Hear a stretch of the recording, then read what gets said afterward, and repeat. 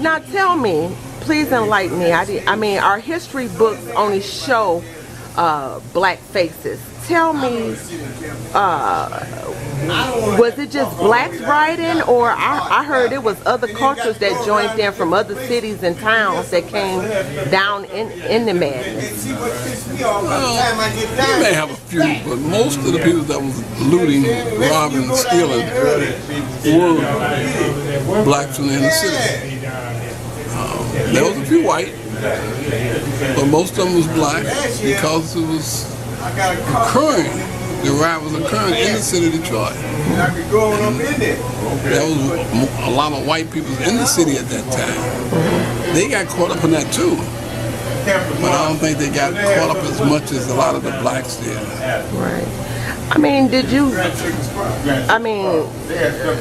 to not, I guess, step in their shoes for a minute or two, did you feel that they was, why do you think all that came about for, the riot? What do you think that sparked that? I mean, do you think they got any justice or felt justified after that? I mean, what you think all that was? Well, they said a civil disturbance, but what do you think it was? Well, at that time, white was controlling everything. We didn't have a black mayor. We didn't have, I think, one person on the city council. The city of Detroit was controlled by white. And I think that, like the police department, when I came there was only about 10 blacks on the police department. Oh, wow. And you got 1.5 million folks here. That's a lot. And they put us right in the black community, but when you spread 10 black police officers out, and you got 3 shifts, you got the day shift, afternoon shift. They had this informant out there, the Snitch and the Silver Hearse. The FBI paid a violent felon to infiltrate Denver's racial justice movement. They had this white boy who came in all radical, talking all of this rah-rah stuff. And I've been telling people the strategy of these people. These are the FBI strategies. What they do, they get some loud Negro out here or some white boy who's real radical. It's always somebody, F the police, we need our guns on these crackers. That's who they're going to get. That's who they're going to get. Man, we need to get on these crackers. We need to bust these crackers' heads, man. Let's go down here. Let's get away from here and go over there and start burning these buildings down. And that's all by design. And then you show up and there's a pile of bricks just happens to be laying there. That's by design. They want you to do property damage because all of this stuff downtown or wherever it's insured. All of it is insured. So they don't mind you doing the property damage. Yeah. So they'll lay the bricks out there for you as long as you ain't out there ambushing people. That's it.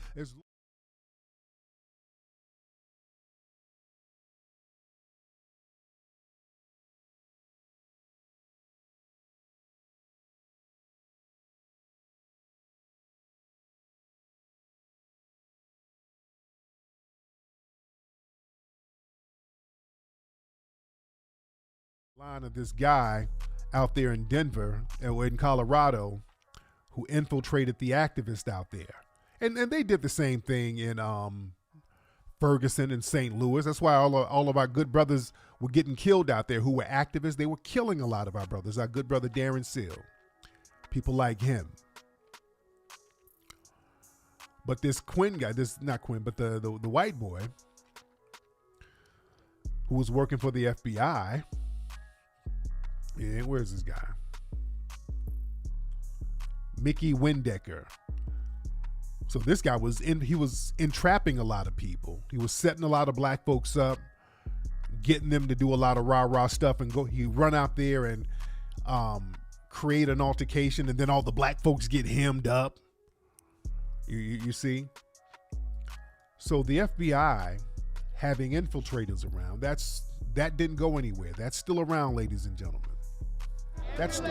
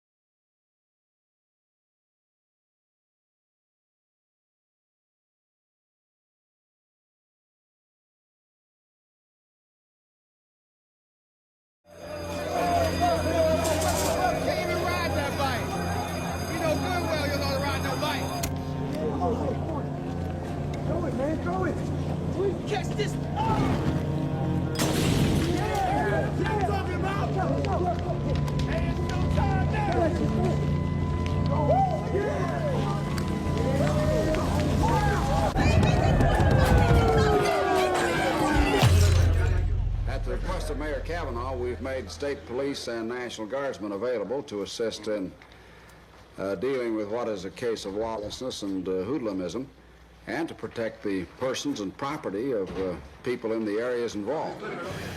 Here in Detroit, a city of war where snipers hide on rooftops, the violence continues. U.S. Army paratroopers, National Guardsmen, state and local police are continuing the fight against a handful of snipers.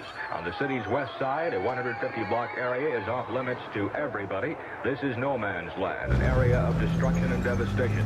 ABC newsman Tom McIntyre says it's hard to believe that this could happen in America. But here it is in Detroit, the nation's fifth largest city. I'm declaring a public state of emergency, and I'm also indicating that I will promulgate such rules, orders, and regulations as I deem necessary.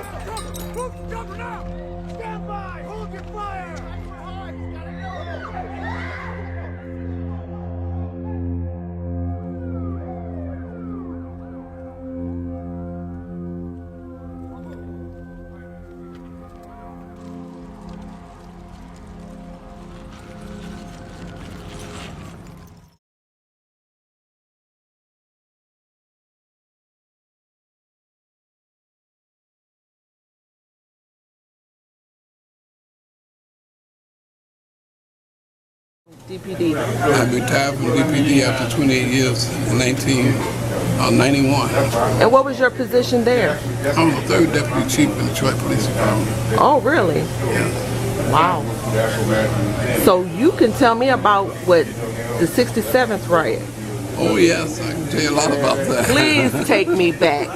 I mean, it had to be a challenge for you, because not only that you were a citizen here in Detroit, it was your, appointed duty and job to help maintain that situation. Tell me about that, please.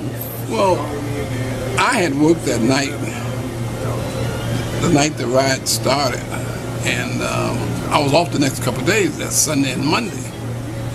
And I got a phone call that Sunday morning that I have to come back to work. And I told them that I'm off the next 2 days. They said, no, everyone is back to work. They said, well, turn your TV on, you'll see what's happening. I turned the TV on, and it was unbelievable. I mean, this TV, there wasn't that many channels at that time. You had 2, 4, 7, 9, even 50. That was a Canadian station. And you see people stealing, taking, running, driving fast. And when I got to work that day, I had been on the job a couple of years. I used to get it when I was out in And I couldn't believe what I was seeing. Did you recognize anybody you know? Oh yeah, a lot of folks. I mean, not really. You don't have to say their names, but I'm just saying. But they saw me, and I was in uniform. Everyone had to wear a uniform. And after getting back to work, after being off for about 6 or 7 hours, went right back in, because we went on 12-hour shifts. And we had to try to get the city back in some type of order. Did you make any arrests that night? I made a lot of arrests.